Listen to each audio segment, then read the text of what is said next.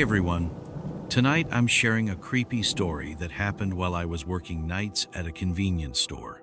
Please hit the subscribe button and let us know your country and time while you comment. With that, do the same and stay relaxed and I shall tell my tale. Some years ago, I did not have a purpose. Before being a realtor, I was without money nor a car. I was just a kid not yet knowing what I want to do. Though I did well in class, I could not get employed. Friends were getting jobs, yet I sat idle. It was tough since I was jobless, after applying for a month without success. In disbelief, I was broke and jobless. It was a continuous cycle. Rather than just sit down, I opted to explore other alternatives. I came across an ad looking for night shift workers at a store, which was not my kind of thing. Yet I was a night owl that loved staying up late. It was okay with me since there were times I would reach my destination. The manager who was interviewing looked like he understood me very well after they conducted. When I met the owner, he looked distracted. He hardly reacted to what I was saying. I felt like he did not understand me at all. When I finished, he just told me that I would start on Monday without shaking my hand, which made me think that my fortune had changed at last. On my first day at work, a colleague named Mike showed me around. He was friendly, but warned me that the boss often talked to himself or stood without moving among the customers, which caught me off guard. Since I was working at night, I had to surround myself with darkness alone, so I figured the boss was just keeping an eye on me. His watchful gaze made me feel like he was simply ensuring I was doing my duties correctly. That man always came every night at the counter. He murmured some incomprehensible words that appeared to be painful. It was discomforting whenever he was staring at me. Mike said he has a wife, but he stays late at the counter at night. It was like he was stuck in that manner. The next day, he did not show up. I felt relief even though I didn't feel like it. It was frightening when I was there all alone.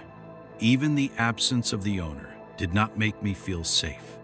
I was nervous. I could stare at my watch 1,000 times. I wished it was over. The owner had been intimidating me for 4 long nights, but now he went absent, so I felt like something was not right. It was like the lights were beginning to turn off. My fear was just on the increase. During those days without the owner, you were just thinking that maybe he was on holiday, only to realize that it was in my head. He was divided myself in two, hated, and it was with fear. He was sat there. What if he was up to something? Just, they're wrong with shoes, had a dark, think it was blood I did not ask? Had a bandage was oozing? Some blood and did take huge knife, long as in a thing. When he returned about the past days had been tension would get things so serve customers. No eyes my back. A friend's returned had looked were baggy, pale and haggard. I only moved going to the sea.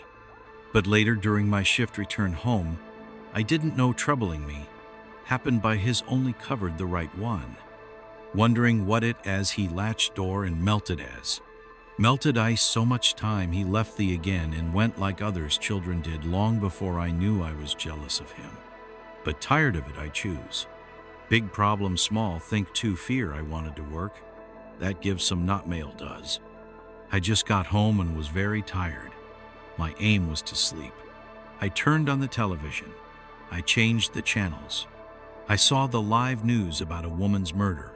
The reporter said she was stabbed with a big knife. The attacker was stronger than her. She fought back as much as she could, but the attacker was stronger. The police were searching for the attacker. The husband of the woman did not help the police. I realized that my boss is the husband. I couldn't believe it. I was asleep by the time I turned off the television. My mind was fixed on the shoe with blood in it. It was the one the shop owner had just cut my finger while I was getting shocked. I could not stop thinking of these things at that moment. I figured it out then.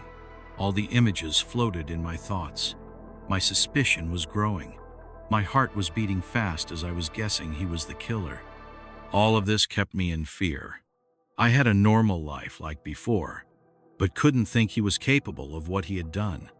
I thought of the times he was nice. The awful truth hit me hard. I was scared to go back to work that day.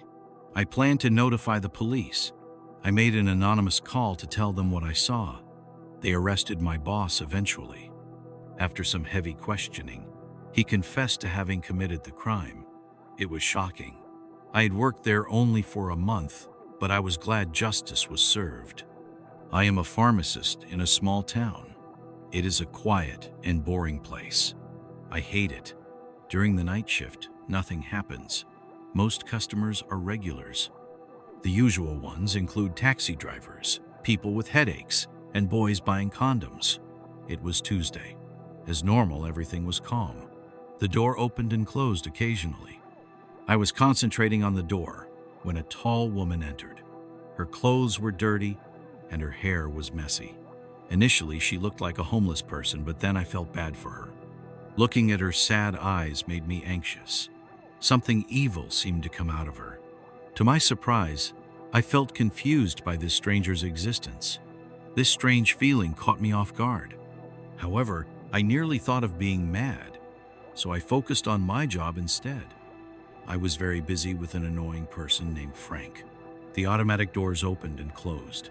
At once, I saw a tall girl walk in wearing dirty clothes and her hair was unkempt. Her appearance put me in mind of a wanderer. Yet, beneath that circumstance, there was something odd about this woman. Even though I felt some pity for her, she was not seriously ill. Thus, I had nothing useful to offer her. There was some vague feeling of anxiety in my mind, coupled with an inconceivable wicked mind. That feeling was senseless all at once. As I looked at the girl, my thoughts traveled into her past. I was back at my counter early the next day. I saw the same woman come back. I said, "Can I help you?" She was quiet. She looked at me. There was no kindness in her eyes. "Do you have?" she asked. "What do you want?" I replied. She did not understand me. "Look," I said, "we have everything on the shelves. Tell me what you want. I will get it for you." She smiled, but it looked like she was keeping something. She then left through the door. It creaked loudly as it shut. Everything became quiet. That night I felt bad, but I shook off that feeling and moved on with my day. A few days passed. I thought about that woman all day. Her walk and strange glance made me uneasy, like something bad was going to happen. Perhaps she was just a homeless woman tired of life. At the same time, there was a part deep inside me that said the point of this story is so deeper. Then 1 week later at 2 a.m, there was a knock. Her eyes were lifeless. She just stood there shaking slightly. I kept still, really still. We stared at one another for a bit, and then she moved towards the corridor but stopped at the jars. "Do you need help?" I asked. Gently, she turned her head towards me for only a second. But suddenly, a lady came out of the pharmacy, like a cold wind blowing from hell behind her. A chill came over me, like something dreadful was about to happen. I got stuck in the cot, that feeling, I can't go tell my boss. I saw the guy, what? If he thinks I'm some kind of goof-off like I thought at first, who is it, not only me, that I'll be telling first about it? The lady said, "If she bothers you again, then call the cops. We don't have a guard for us to have a beggar on the street." That is not the kind of wording which calmed me down anything. However, I had to make my point, as though nothing had happened. Days went by until later on. Friday night, the pharmacy is very quiet now, so I was behind the counter refilling when the door swung wide, and there she was, blocking the aisle in front of me. I gazed blankly as she stood conversing at me from amid the overgrown grass, looking ragged and unkempt. She seemed like a miserable bag of bones with peeling skin and reddish splotches. What a miserable sight. I was startled and mustered some strength to ask, "Who are you exactly?" All she responded with was that disturbing grin which sent chills down my spine. I was frightened of this apparition, then blinked and she was gone. It looked like there had never been somebody there. Nevertheless, the place seemed remarkably eerie, as if someone was stalking me. I swung the door open and stepped outside. Unfortunately, it was dark. Therefore, I hurried back inside, bolted the doors, and ensured equipment were all in order. For several nights, I slept poorly, but was conscious of someone gazing at me. Perhaps she was still around, or I was jumpy, but I couldn't bear waiting for her. I found working at that pharmacy unbearable. Consequently, I decided to quit. I tendered my resignation without any explanations. As I left the place for the last time, I felt relieved and free from pressure. However, while walking to my car, I felt a person shadowing me again. As I moved fast, I glanced at this woman standing on the corner. I was caught up in the glare of the streetlight with her empty eyes. Suddenly, I ran as if there were no tomorrow. I hopped into my car and drove off at high speed. Only then, I saw through the rearview mirror her shadowy figure standing there looking lost.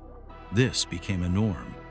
I was always looking out for that exact figure and those vacant eyes. That woman was a stranger to me.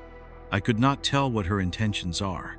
It's, however, a shame that an unsettling part of me kept telling me that I was wrong about her. The silent, chilly nights would sometimes give me creeps.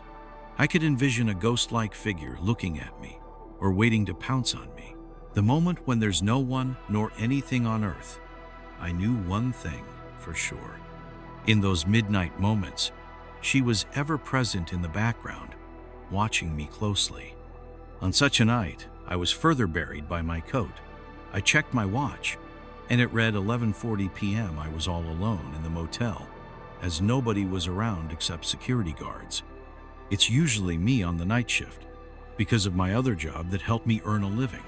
Tonight I made a decision to look for some distraction, and thus picked up a novel I was reading.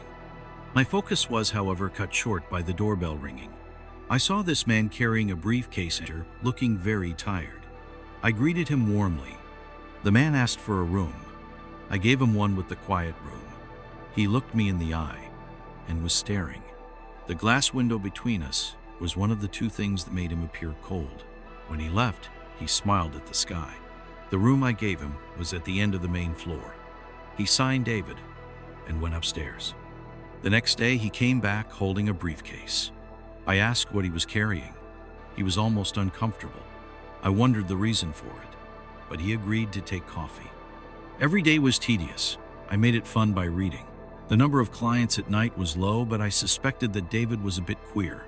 He at times gave a dangerous look, and I would try to greet him. Once the phone rang. When I answered, no one spoke. There was sound from the other side, at which point David ordered food. He requested that it be delivered to his room. I saw it was midnight and told him we don't serve food at this hour. I had offered to bring him something, but then he hanged up. How could he want dinner now? This was David's first full sentence to me. He had a weird existence.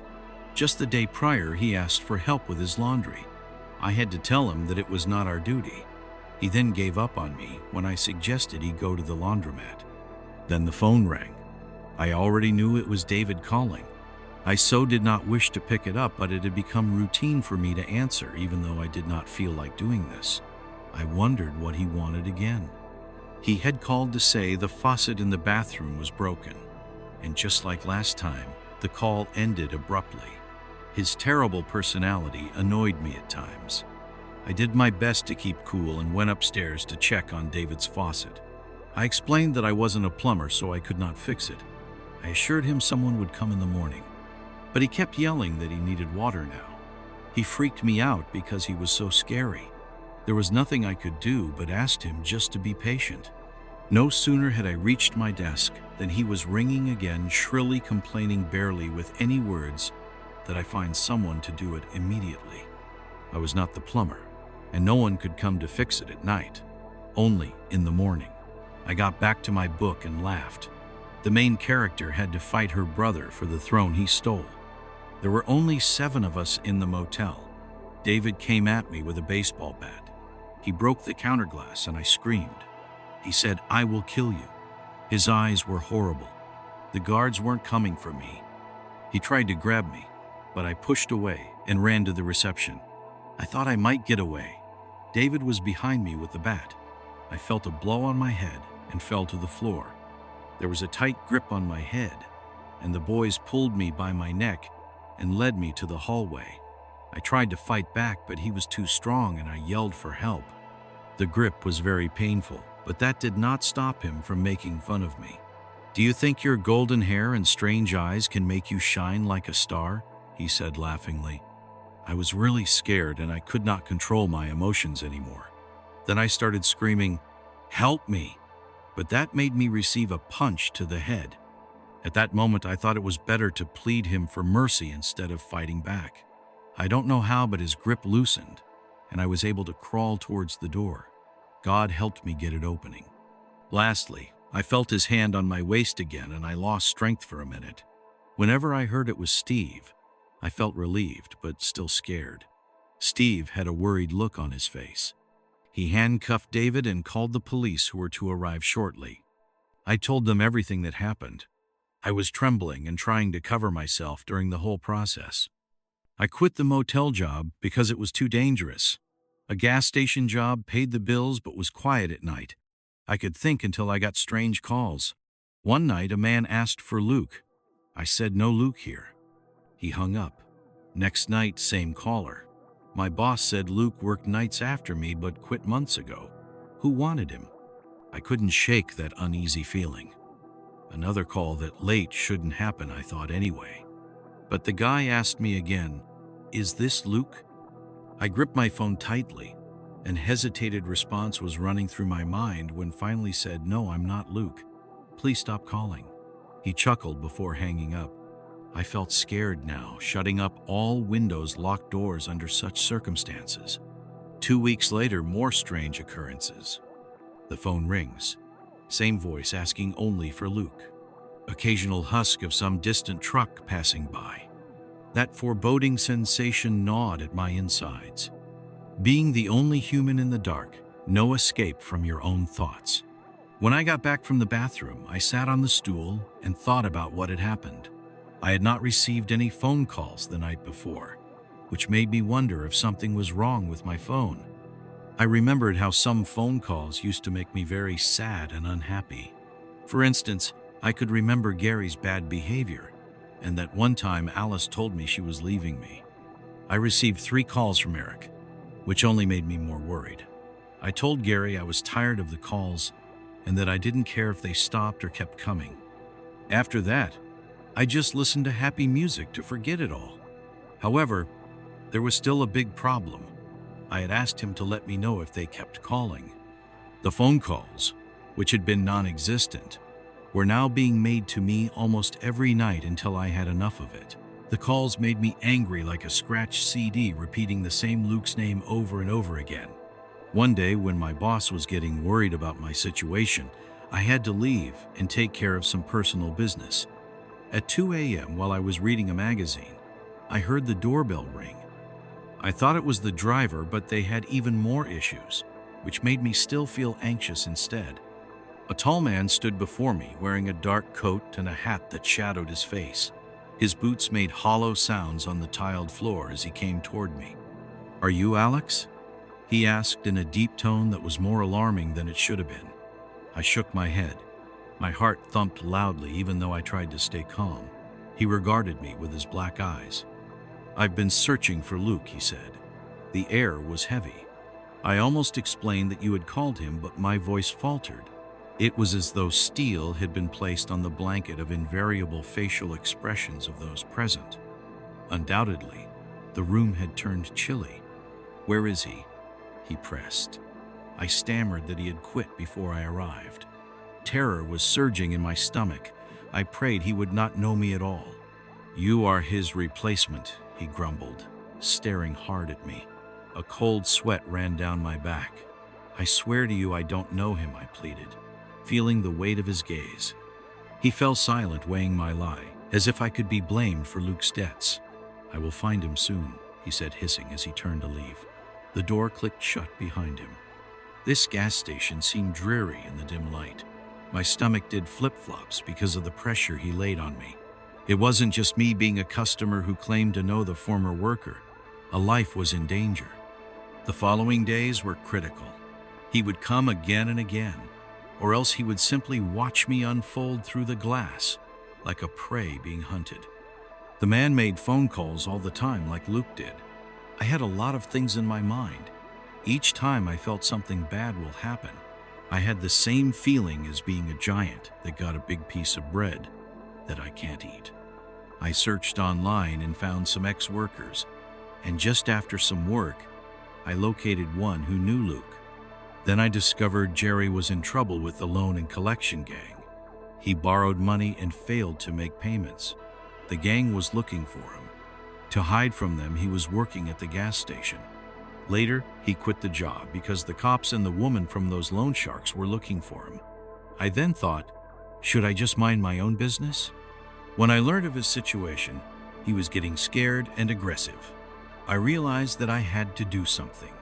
The only solution I could think of was Luke. It took me some days, but I finally found him at a small apartment on city outskirts.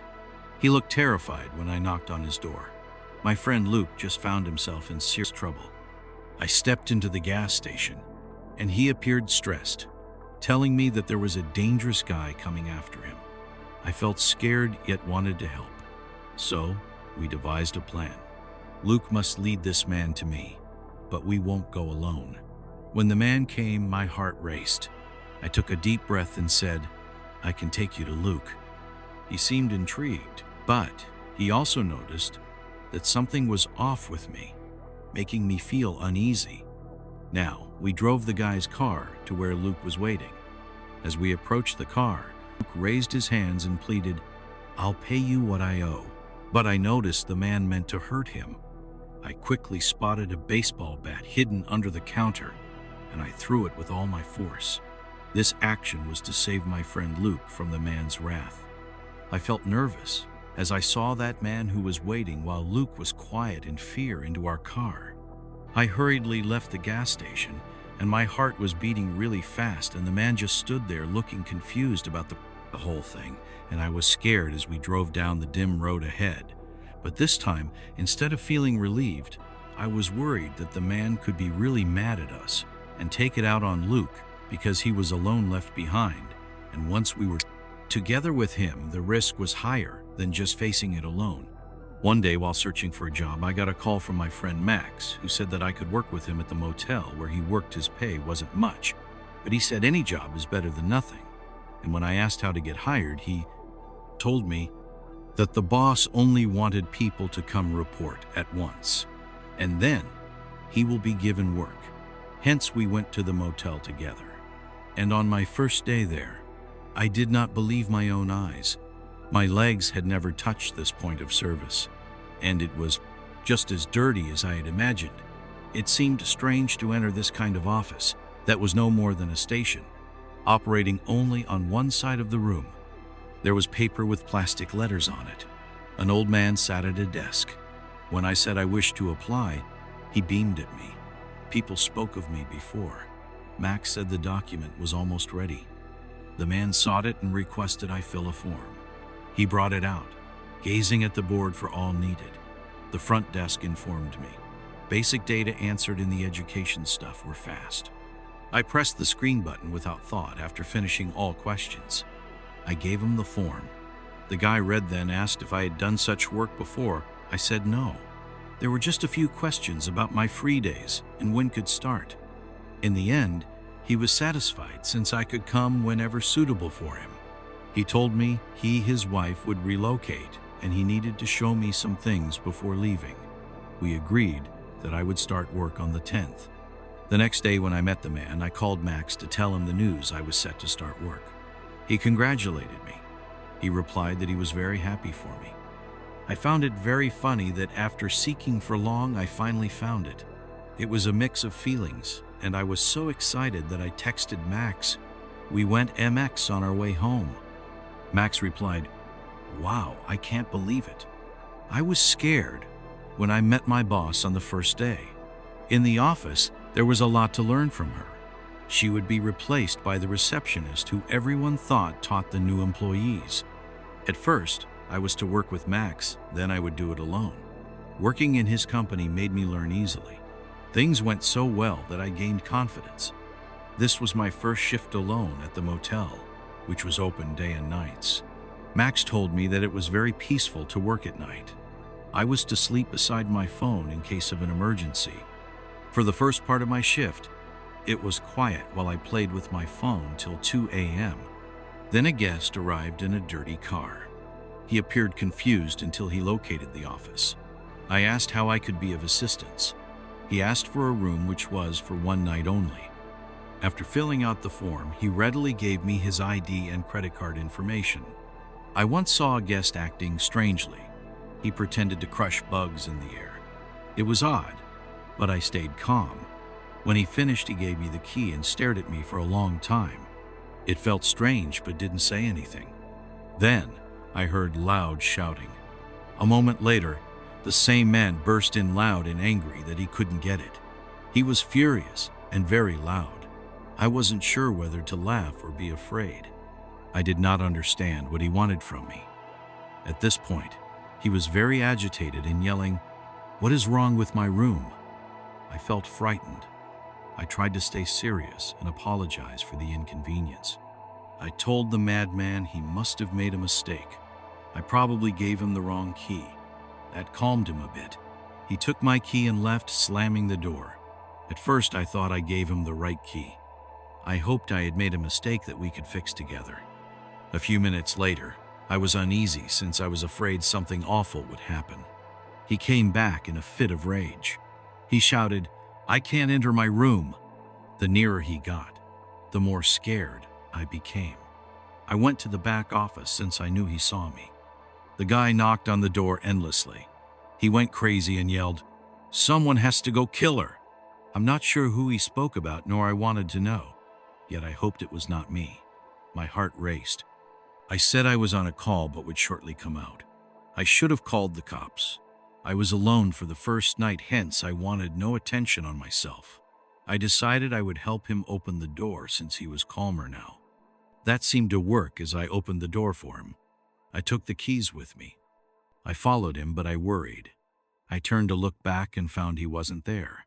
He was pointing from a distance. He told me to try again. I noticed he was trying the wrong room. I opened the right one for him. He stepped in confused after I opened the door for him. He acknowledged his room when he closed the door behind him. That night was scary. I worked at another motel later on. I worked there even longer. There were no friends shouting one day. For 12 months, things happened. 6 months after Lieto, I survived that terrible thing.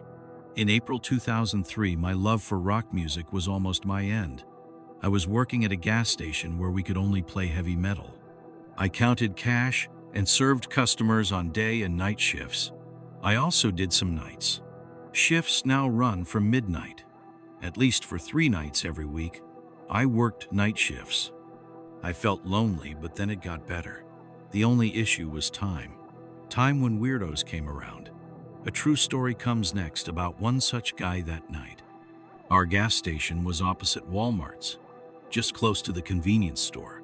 There was another gas station also, but it was always me with at least one customer. Not a night person apart from Tuesday and Wednesday, call it slow days. I stood and waited the whole time for a good moment during those times. I attempted to make a sound recording regarding gas unloading through WEG FTP. However, as I progressed, I realized using my voice was essential for distinction. Creativity varies in sound altering and composing. It is legally permitted to file a complaint for people. They should be recognized as regular employees regarding compensation rights. Processing issues did not arise mostly. I lacked complete B2B coverage for records. There were no enough particulars in my calcium account. Credit agencies recorded my payments. That was factual, but unpaid by cash, it was over. Several times fresh information could not find solutions. I lacked creativity. Finally accepted this condition. Did fears lead you to a nervous breakdown? There was no contact. I made out myself getting through with W-3. I viewed them putting immense pressure. Later received an email from real estate. They were facing difficulty, suggesting blame for wrong ways I believed. These coincidences have made clear they are indeed opportunist occurrences. I used to enjoy nights filled with silence. averting the dark as after dawn.